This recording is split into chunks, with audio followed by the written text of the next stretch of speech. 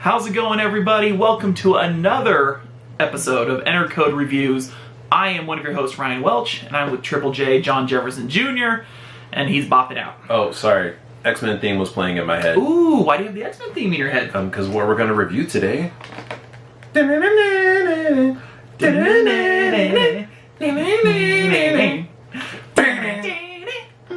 Yes, we had to elbow our way through the masses in order to find Gambit and Rogue, and I'm very excited. Can't wait. We've been waiting for a good Rogue and Gambit. We have, and you know, if you're a fan of the animated series, then yes, these figures are the ones that you want to look for. Target exclusive, unfortunately.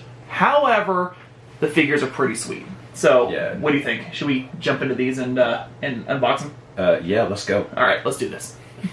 Man, I love the packaging on this. It's so nice. Very reminiscent of action figures of old, and just really beautiful artwork. It's a little annoying just because it's hard collect. You know, if you want to collect the packaging, I mean, you got to open these carefully. But they're beautiful, and they look very nice if you hang them up on the wall.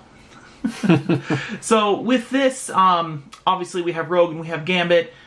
If you turn it around, much like the other Marvel Legends figures, you have just a little quick snippet of what their powers are, what they can do.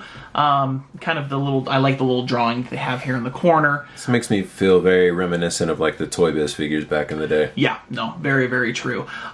We were pretty lucky where I got a set and John got a set, so John doesn't need to open these bad boys up because we already have them. All right, who's first? Oh, sugar. Oh. Yeah. So we got the Southern Belle herself, Rogue, over here, which if I can get her legs to let her stand, maybe? Cooperate. Now, probably not. Okay. One thing to look at with Rogue, she does come with an extra set of hands. I purposely put on kind of the more pose, where she's holding one glove and then she can let her power shine and steal them. The hand mold is kind of interesting, where it's just like, I'm gonna pinch you. I'm gonna get you. Right. So that's a little... She's like, just a little touch, and I'll steal your power. Yeah, exactly. Come here, sugar. But I do like I really, really like the hand that's holding the glove. I think that's kind of a cool little touch, where, you know, the glove doesn't go anywhere. She's just holding on to it while she steals your powers. Yes. Very, you know, obviously, if you're a fan of the animated series, you're going to get these colors, you know, bright yellow, bright green. Did you just shake it in front of the camera? Mm-hmm. Okay, moving on. So there's a couple interesting points that I just want to point out.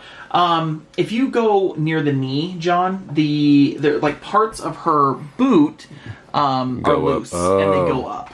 So there's some loose pieces that are on there where you kind of have to tighten them in place. Same with the belt. You know, the belt position it how you want. Yeah. Yeah, and it's the same thing around her wrists too. Just that part of the glove. I've noticed that, like on the Retro Havoc and Polaris and the triple pack with Cyclops and Jean and Wolverine. Yeah. They have a lot of loose parts, which I'm not super thrilled about. I'm just worried about them falling off or breaking them, and they kind of get in the way. But, right. I mean, overall, you still got... Oh, she's got a little bit better articulation than I thought. Yeah, it's pretty solid. You know, I was worried with the jacket. There might be some, you know, issues, but, you know, you can still get her legs, you know, bent pretty... at a pretty good angle if you want to pose. Same with the arms as well. Her hair is pretty thick plastic, so there's not going to be a ton of neck movement, especially if you want to look up. Not so much. Yeah, looking down is fine, but looking up is a bit of a chore. And then if you turn her, you know, I kind of wish this was painted black or brown on the side, just because the yellow poking out kind of bugs me a little bit. Oh, the interior there, yeah. But again, it's the classic Rogue that I grew up watching as a youth. So, you know, I It's a long time ago. Yeah, a very, very long time ago. I'm surprised we had TVs.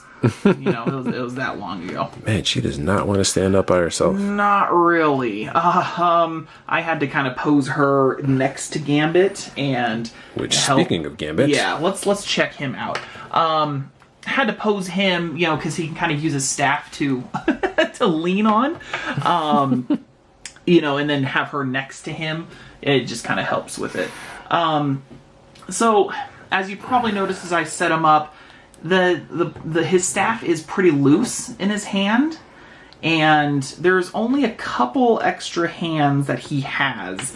One of them holds the card pretty nicely. It's just a you know, kind of an ace of spades.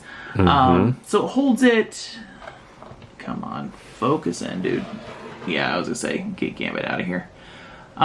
With some of the kinetic energy, you know, coming off of it. So kind of a cool little look, just having one card. So if you want to do some poses. And then right now I replaced a hand with the motion where he's throwing out 3 cards, but this is another hand that could potentially hold a staff.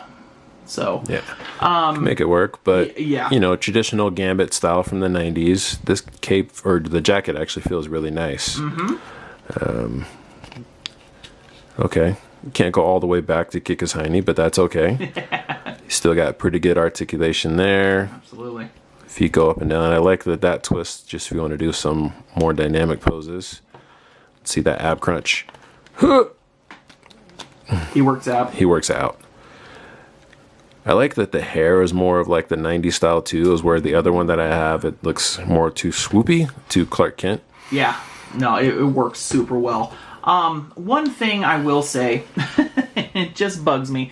So if you put his arm at a 90-degree angle, you know, the cards are going up. And I don't know if I just got a bad batch. So if I want to have it look like he's throwing out the cards towards his enemy, you know, the angle of his hand has to go down a little bit, or his arm, I mean. So that kind of bugs me. I won't lie. But if you look at his shoulder right here, you know, they do a really good job connecting the arms, making it look like just one cohesive jacket instead of like Rogue where you see the yellow popping out. But yeah, a really thin plastic. So it's really good for posing, and again, it's Gambit, you know, and it's Gambit from the animated series. Like that's the cool part about it. You know, the color scheme, the hair, everything just looks awesome. And you gotta have both of them together. Oh yeah, look how sweet they are. The star-crossed lovers. Aww. He always wanted that kiss, and she said, no, that's right. I'll kill you. And he's like, it might be worth it, Chad. He don't care. Man, he was... you only got one life to live. Yeah, seriously. It's overall very cool figures. There are some imperfections here and there. Like you mentioned, standing Rogue is kind of rough. You know, and some of the loose parts are kind of... You got to get used to it. But... and same with Gambit. You know, that card shot is not quite what I want it to be. But... you can still get some cool things in there. I mean, I could switch out Gambit and put the single card in his hand, and it'll still look pretty cool. Yeah. So you can make it work. You can make it work. Target exclusives. Just be patient. You'll find them eventually if you haven't found them already. But if you're an X-Men fan, if you like the animated series, it's a must-have. You got to get it. You know, there's no ifs, ands, or buts about it. You have to get it. But let us know what you think. If you like the video, hit that like button. Leave us a comment. Let us know what you think about these figures. You know, if we're going crazy and just nitpicking too much, or if you're if your figures are doing the same exact thing. Let us know in the comments and share with your friends. We'd love to get some feedback from you. Oh yeah. Yeah. All right. Until next time, we'll see ya. Thanks, guys.